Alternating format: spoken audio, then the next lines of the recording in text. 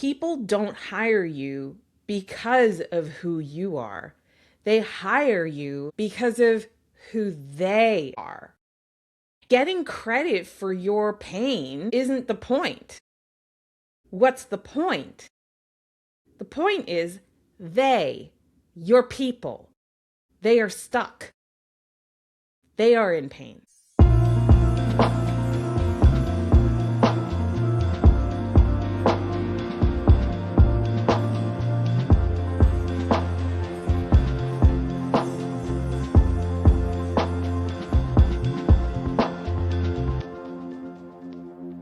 Hello, good morning. Welcome to A Strong Start. I'm so glad that you're here. We are going to talk today about why your coaching business is not yet growing the way you expected. And we're going to talk about my 4-part formula to get you activated, get you growing, get you going, get you where you want to go.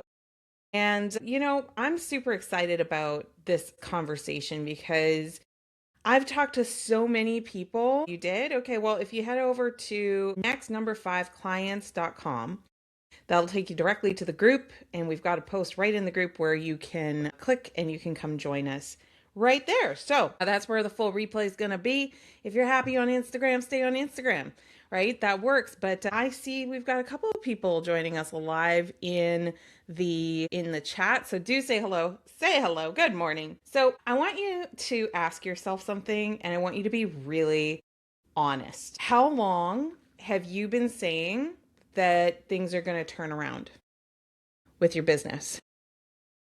Right? How long? The thing is that we tell ourselves things like, once I get this one project done, once the kids are back in school, once the kids leave the house, once you finally have a little more breathing room. And I'm just curious, like, are we done yet? Your life is not going to slow down. Okay, because life is like that. You start going, it gets kind of crazy, and then you resolve a couple of things, but then what happens? Like immediately, right? Is something else happens. And here's what I know from working with coaches for years, with entrepreneurs for years. Waiting never makes it happen. Waiting never makes it happen, right? So the turning point doesn't come from waiting. It comes from understanding what causes the growth in your business and then doing that on purpose. We're going to do that today because here's the thing. Most coaches, most entrepreneurs, you don't lack ideas. You don't lack the effort. You don't lack the desire. Can we all agree on that? Shout a Y in the chat if you're like, yeah, I've got the ideas. I know, Amanda, I know, right? Gosh, the number of times per week I hear, I know. And I hear this from entrepreneurs at every level, whether they've done 6 figures, whether they're working on their first big year. The thing is that they're stuck not because you don't know what you could do. It's because you're not totally sure that that's going to cause the effect that you actually want. That's it. It's cause and effect, right? And I built a formula because after years of doing what every other coach does, I bought every program at the time until I busted myself, until I got the formula. But before I had the formula, I was like basically always shopping for this answer. What is going to give me the business that I want to have? And I hired private coaches. I took courses. I joined memberships. I was in masterminds.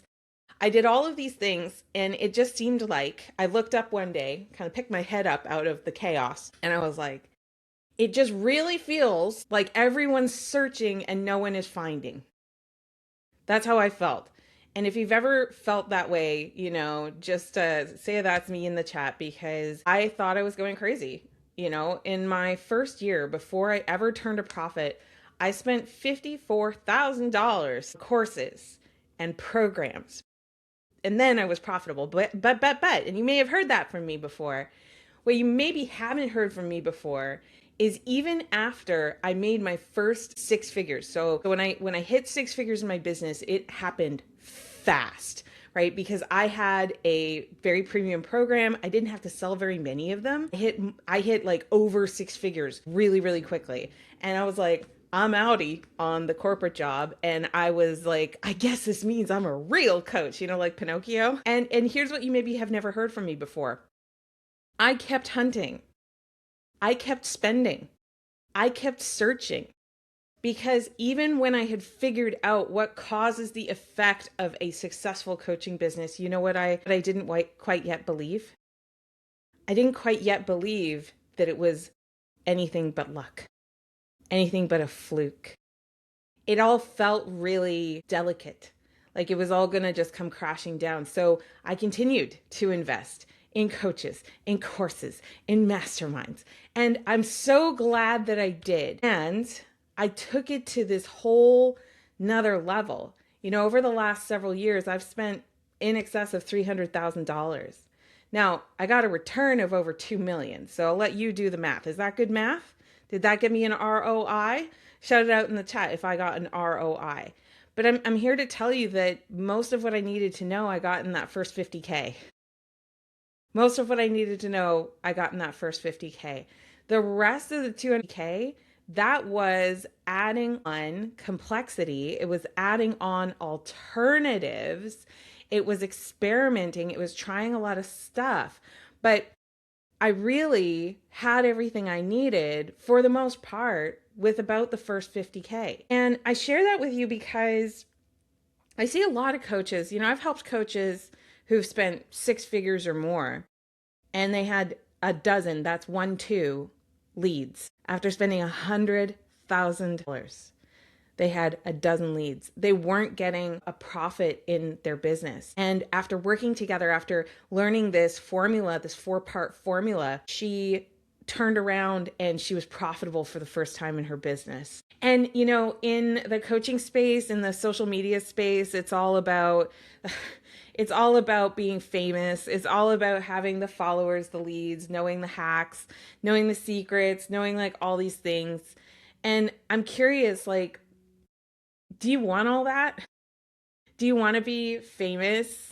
Do you want to chuck what you were planning on and become an AI vibe coder? That's the big one right now, is the vibe coding, right? Do you think, like, when you stare down the barrel of AI, are you going like, wow, I want to become a machine? Or do you want to be a coach? Just honest question. Like, do you want to be a coach?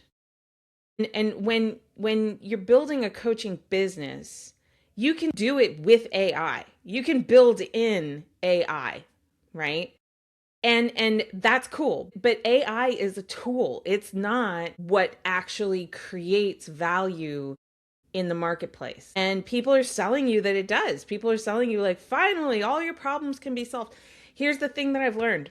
And I should have learned it, 50K in, took me 300. Easily done, easily not done.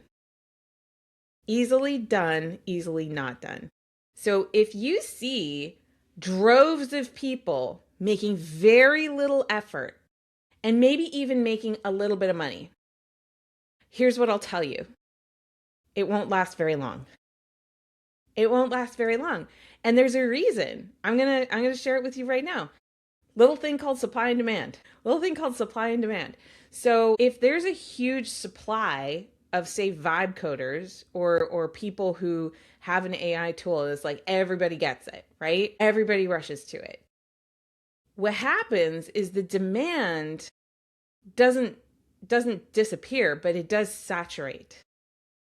It's like the hunger is satisfied, right? Everybody has the tool. And I'm here to tell you, like, if there's a software that anyone can get for $20 and anyone can learn in one weekend, let me ask you, do you see a long-term value play there? Cause and effect,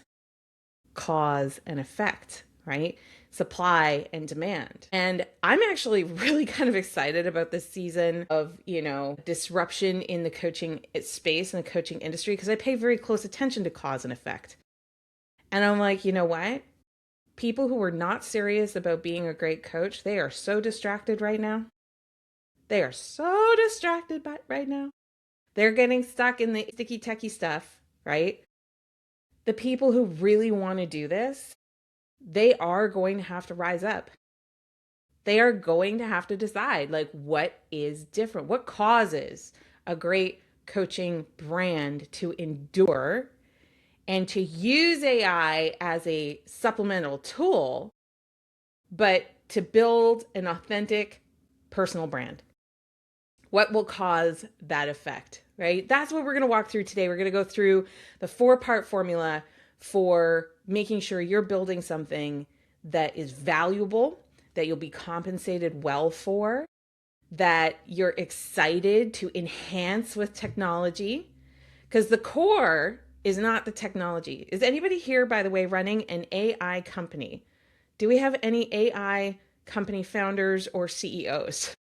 Right? Shout a no in the chat if that's not you. There's going to be different roles that come out of this AI revolution, okay? And there's going to be the people who build the AI, and I don't think that's any of us. There's going to be the people who use the AI to do what they did before with a lot more efficiency and effectiveness. There's going to be the people who supplement the use of this technology. And then there's going to be the people who are providing services that are not yet automated, right? There's your 4 categories.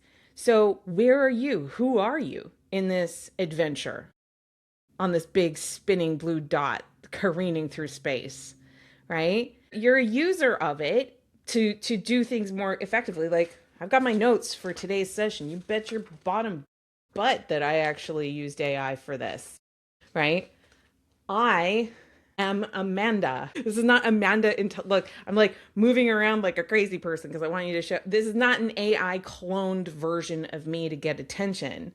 This is me with you here, now, today. And if you appreciate some of the real things in your life, shout out real in the chat because I do too. Here's the thing. Most coaches right now are really looking to add more tactics. They're trying to make more content and they're struggling with that.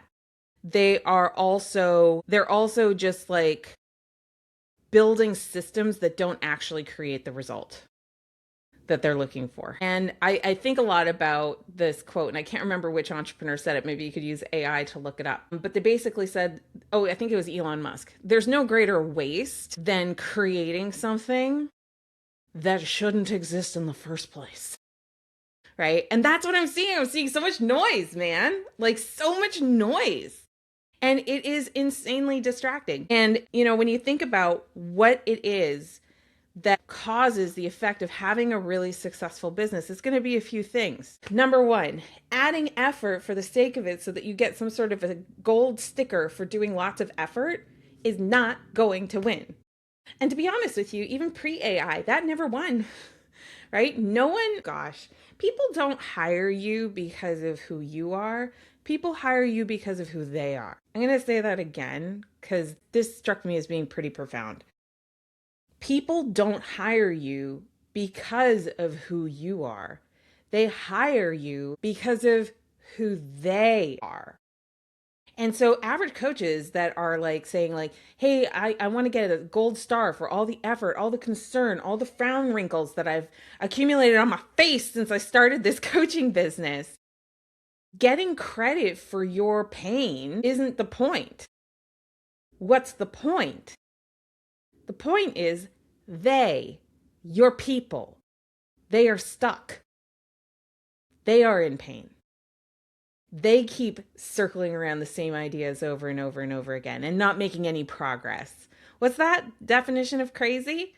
Doing the same thing over and over and over again, expecting a different result. That's because of who they are, not because of who you are. And what's really interesting is like you're doing the same thing. I do the same thing. I get stuck in these ruts of like doing the same dang thing over and over again, thinking that this is creating the result. And then I'll get all emotional about it. I'll be like, I gave so much effort. I put so much attention. There's been so much time. And no one cares, right? Now, when I first realized no one cares, I was like, this hurts me deeply. Not only did I work so hard, not only did I care so much, but now no one cares. And now I am sad. And then I realized how liberating it is. how liberating it is to be at the stage or the phase where no one cares. That is ultimate creative freedom. No one cares. So if you've been trying to like work with people who don't give you the time of day, stop it. Go work for somebody else. No one cares. No one cares. If you pivot and you change your specialty, you can do that right now, because if you've been trying and working and crying and trying to do all the things and they don't work, do something that does work. And the only way you're going to learn what does work is to do the risky thing and change what you've been doing. Create a different effect be the cause. That's what I'm saying. Be the cause, because no one cares, right? And one day you're going to figure out, that's my people.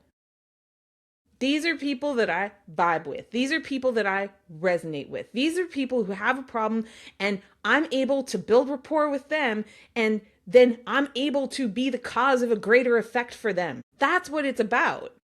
It's not about you finally being good enough or finally working hard enough or finally suffering enough. Why is it that people try to suffer their way into success? Have you noticed that?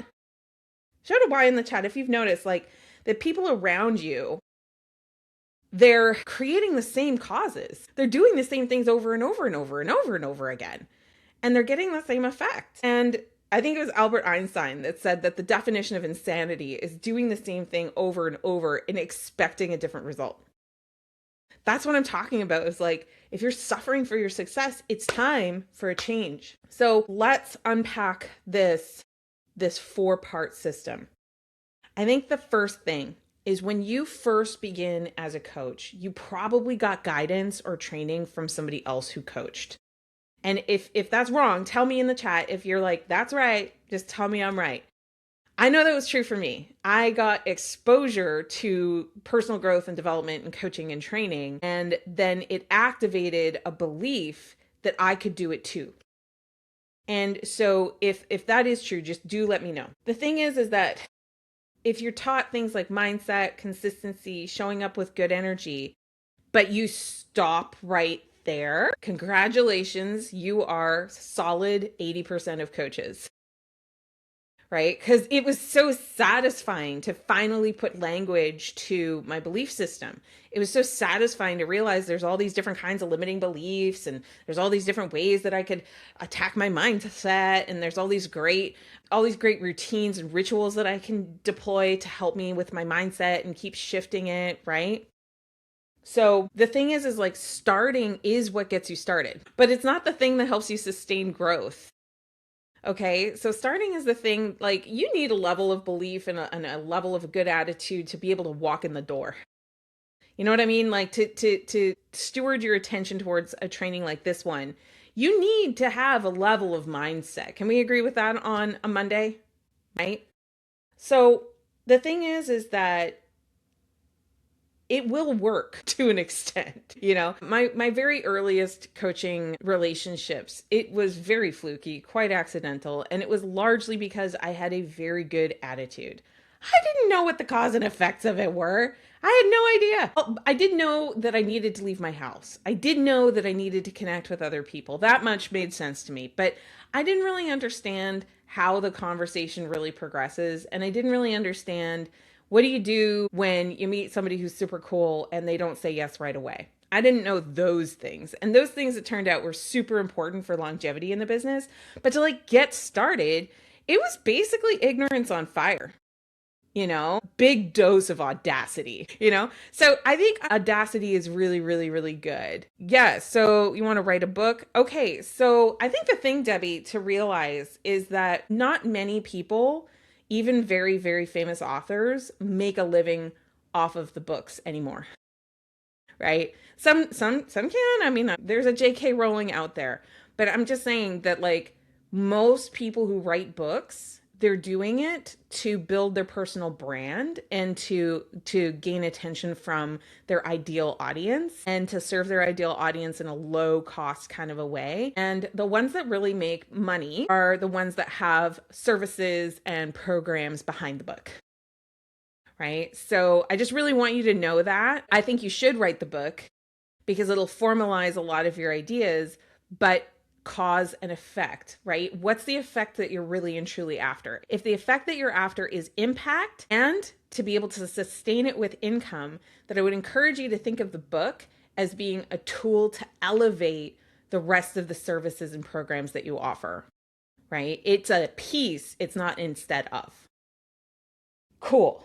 So let's talk about this cause and effect thing. Every result in your business and your life has a cause, okay? And when you understand what actions produce the outcomes that you're after, then you can stop guessing at your business and you can actually start engineering it. You can design it. And who here's having fun on a Monday, right? Shout out why in the chat if you're like, this is kind of fun. Yeah, it's a process. I engineered this process. I designed this process. This is a process that fuels my business, right? It's on purpose. It's intentional. And I have systems surrounding this process that help me to be reliable and consistent with being here. So for example, in my family, so I broadcast from home. In my family, I have children. Children like to eat breakfast. It's a pretty well-known fact. I'm not deciding what to give them for breakfast in the morning. I know exactly what I'm going to do. We have all the ingredients. We have the set menu. We do the thing. I know what time exactly I need to start so that I can finish, so I can be here. Is this tracking and making sense, you guys? Shout a Y in the chat.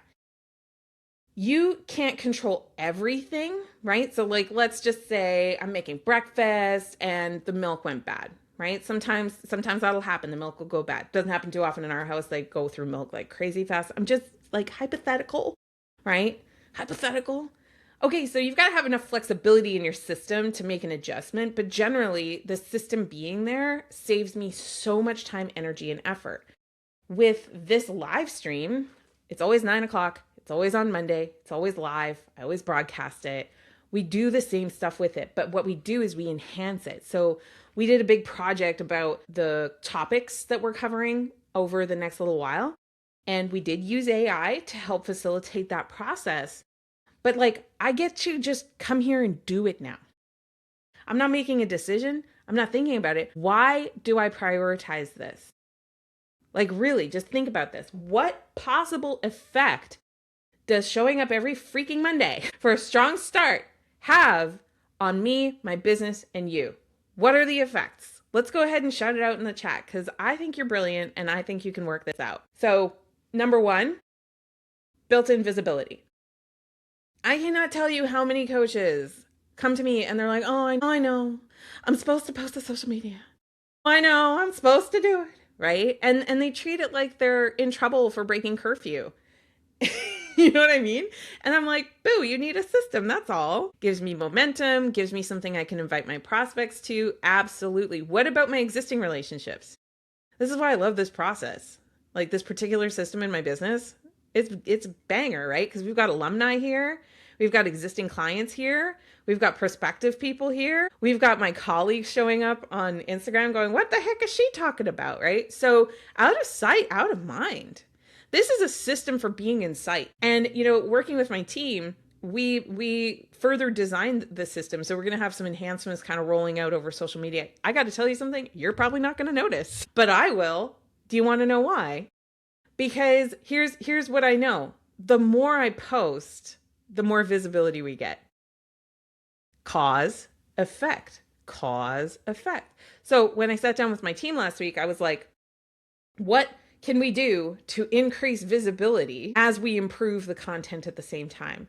The answer, more short form reels, more short form reels. Because I've talked to you before about like how in this particular part of the system, this is not part of the four, by the way, we will get there. We're almost there. It's realizing that what you do is either putting you towards your goals or taking you away from your goals. By increasing the posting frequency, what am I going to do? If I increase how often I post, what is that going to do, right? Shout it out in the chat if you understand the cause and the effect.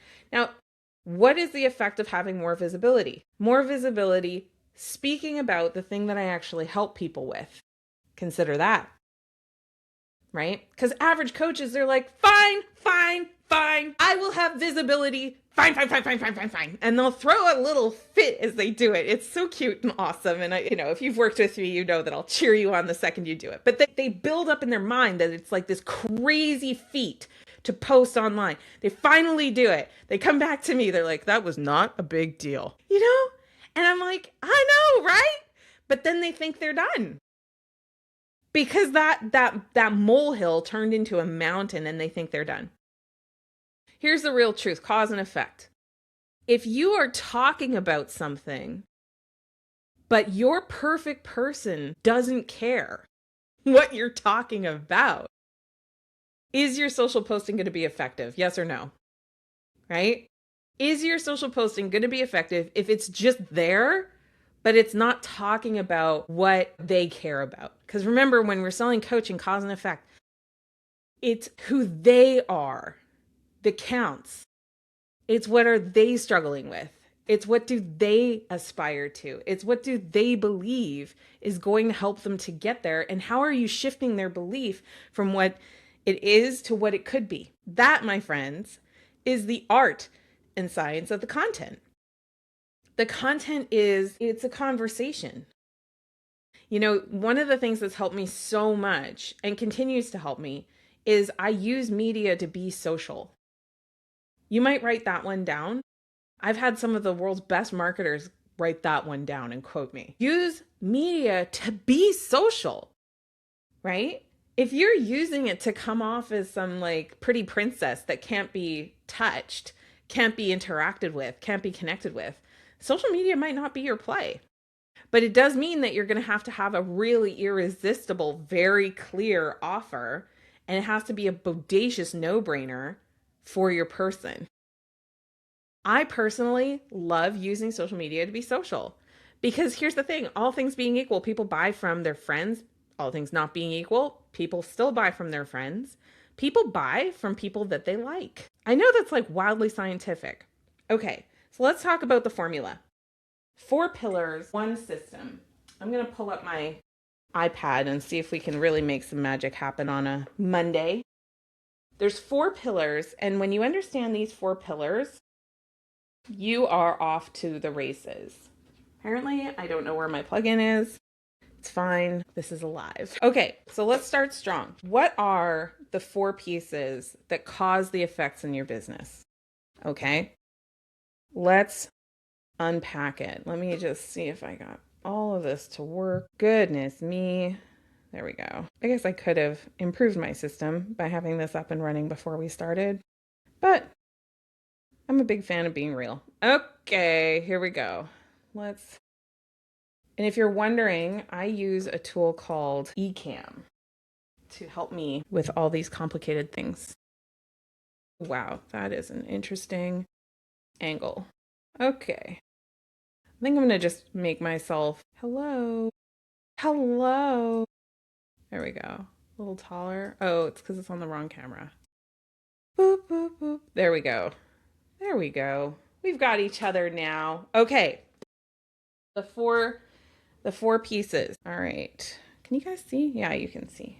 All right. So first you're going to have the action. Got to take the action. So even if you're crappy at social media, can we all agree that you're going to have more of an effect if you create the cause of posting, meaning posting anything is better than posting nothing? Can we all agree with that? Can you shout a Y in the chat if you totally agree? Okay, this is the first pillar. You've got to dare greatly to just do it wrong and to show up less than and to just believe in yourself, to know that you will improve, you will get better. But something is always better than nothing, okay? I call this phase the 0 to 1. It's going from nothing to something. And people really, really, really hate that level because they tell themselves a lot of really negative things. And they say, well, it's because I'm not lucky. It's because I'm not famous. It's because I'm not connected. It's because I'm not wealthy. I'm like, y'all, there are people who had way less than you have to work with who did way more. Right? The action at pillar is really where that audacity shows up to just do the thing. Now, when you're actioning it in a coaching business, It's all about meeting people, talking to people, fitting with people so that you can coach the people, right? I just said your whole system right there. You have a six-figure business on an MTFC right there. Which one do you need to work on? Do you need to continue to get better at coaching?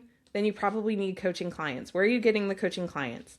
When I walk through this with people, I tend to work it kind of in the back, right? I go backwards. So, do you have a full coaching practice? No. Okay. How many consults did you have last week? Shout an F in the chat if you're like, zero or not many. If you didn't have any consults fitting conversations with people, then let's go backwards. How many people did you talk to last week who could be your ideal client? Right? Shout out your letter in the chat. Which one's your bottleneck? So if you weren't talking to anybody new last week, if you didn't have anything on the calendar with somebody new, then my friend, this is your opportunity. But Amanda, there's no one I know that I can talk to. Well, then I guess your objective is you got to meet people. You got to put yourself out there. This is the scariest part, but it's so worth it because when you meet your dream client, you don't know. You don't know, right? Good for you. Good for you, Jenny. Right? So scheduling for appointments, that puts you in the talk phase. Okay? You're talking to people. Escalating those conversations forward to the consult is the next step. You're on track. Keep going. Okay? So the other thing that I see a lot of coaches really need help with is realizing how much is enough. How much is enough? Cause and effect, right? Just because somebody talks to you doesn't mean that they're going to be your client. I know, wild, right? Just because they talk to you doesn't mean they're going to be your client. So, the number of fit conversations you're going to need to have for every coaching client is going to be somewhere between 2 and 10. Most likely, based on my experience, right? Results will vary. But you're going to need 2 to 10 people to get one coaching client. And a lot of people that come to me, they're like, I want to have 5 coaching clients. I want to have 10 coaching clients. Well, then that means you're probably going to need to talk to somewhere between 20 and 100 people. And then that's where people like really clutch their pearls. They're like, oh, Amanda, I only know 100 people. That's a great start. That's a phenomenal start if you've got 100 people. I have over 22,000 people I've met in the last decade. Isn't that wild? I've tracked it. I have a system. So it's a lot.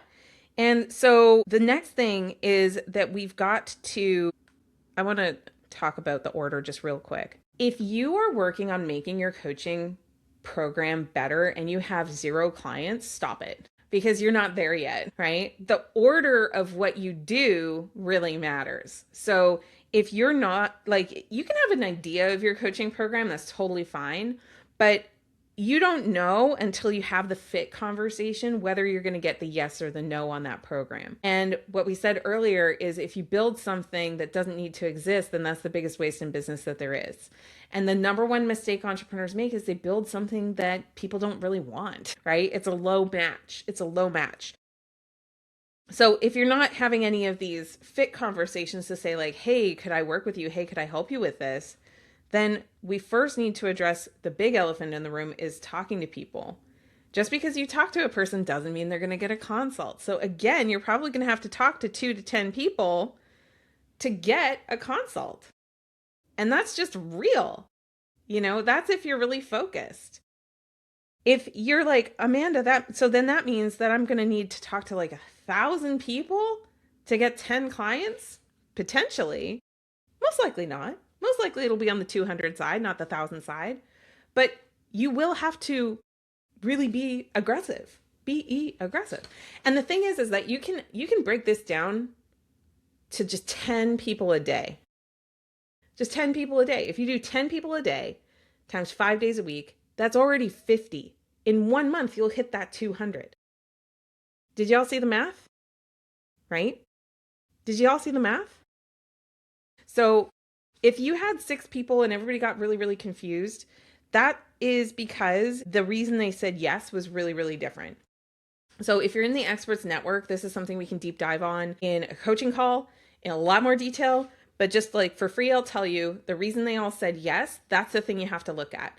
Because if the reason was super different between everybody and you're chasing everybody for a different thing, then that's what made that probably not work as well.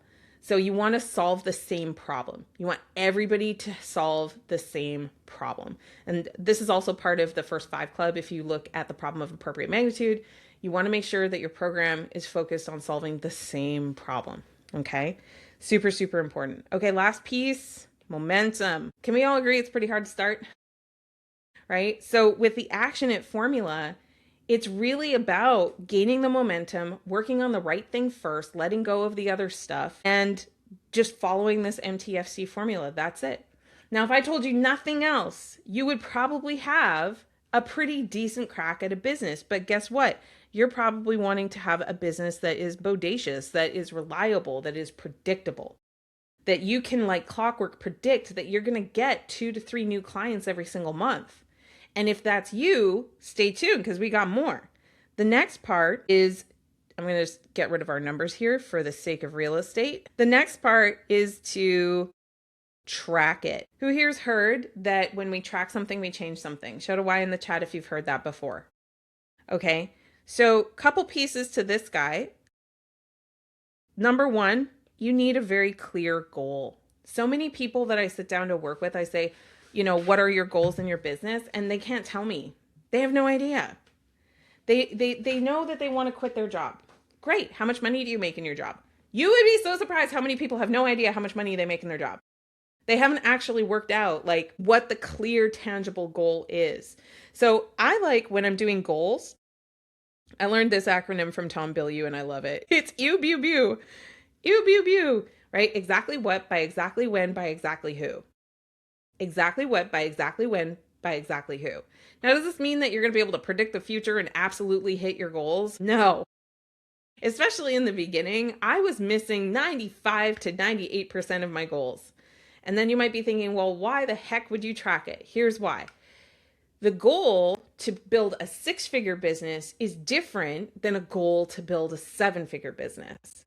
The strategy to build a 6-figure business as quickly as possible is actually different than building a 7-figure business as quickly as possible. They are 2 different goals. So they would have 2 different strategies. So that's the first reason that you definitely need to have a goal, because it's going to impact the strategy that you select. The second reason that you need to have a goal is then you will know what data that you need to track.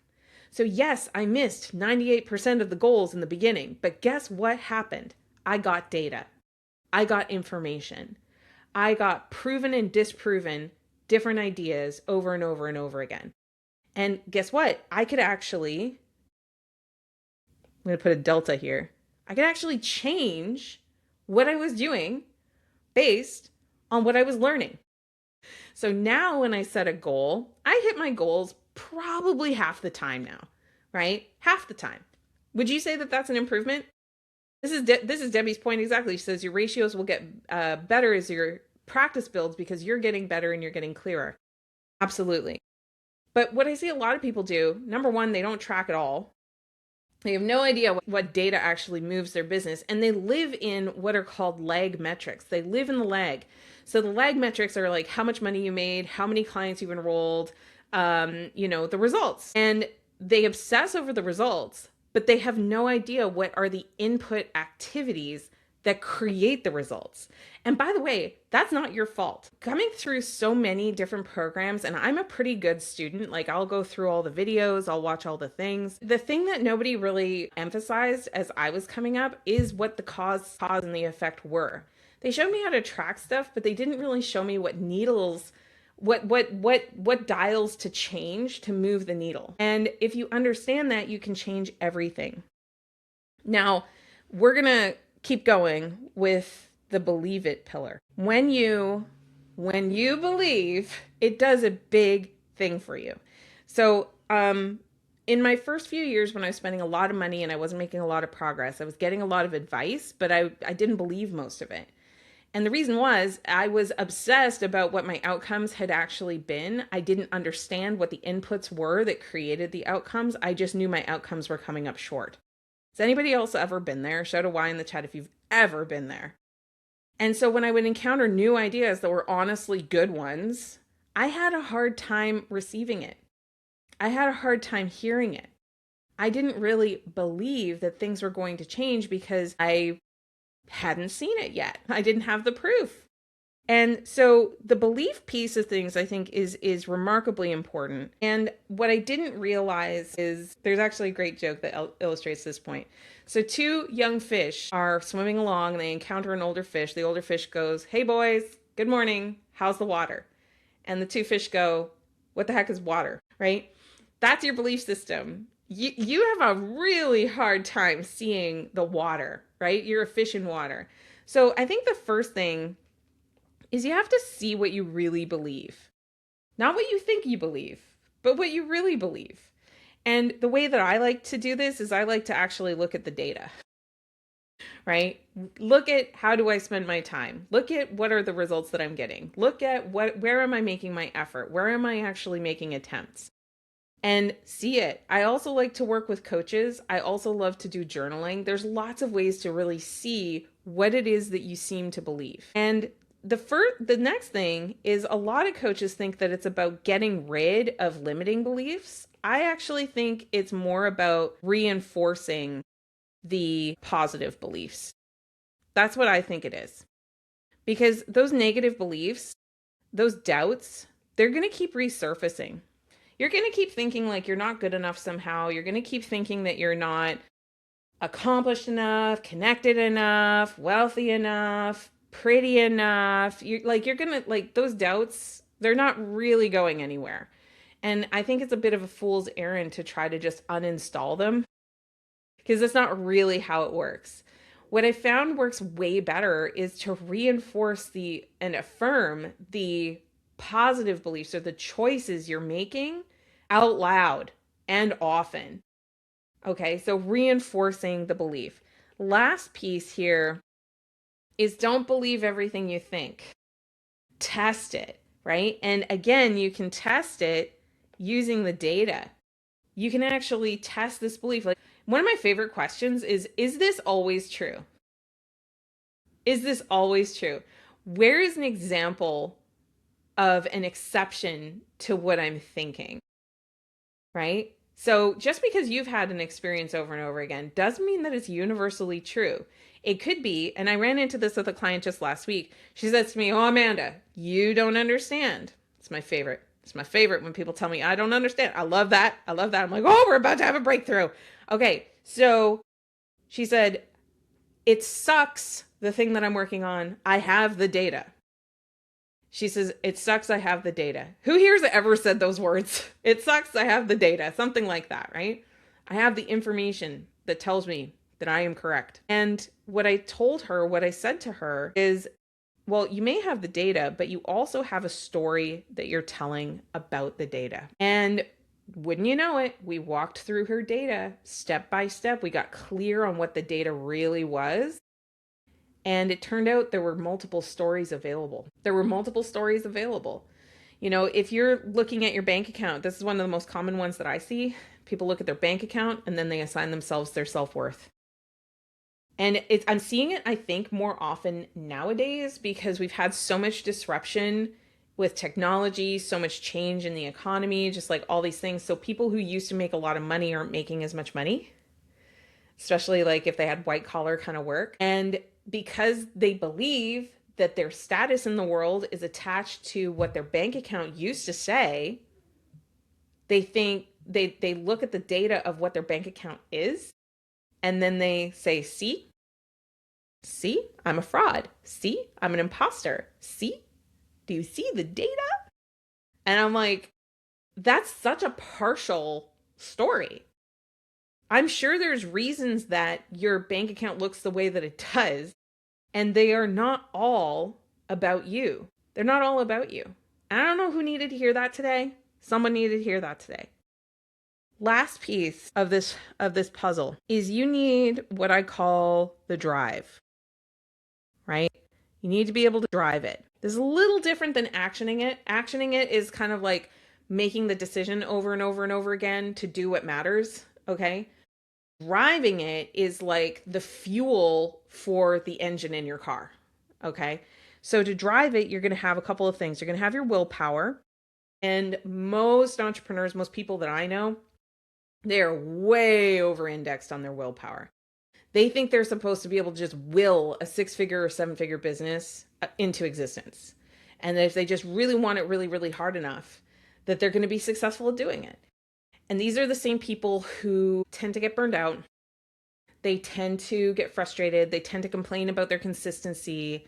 They tend to get a bit bogged down because they're overly indexed on willpower. The thing that will set them free, that they are so usually very resistant to, is systems, right? They need systems in place.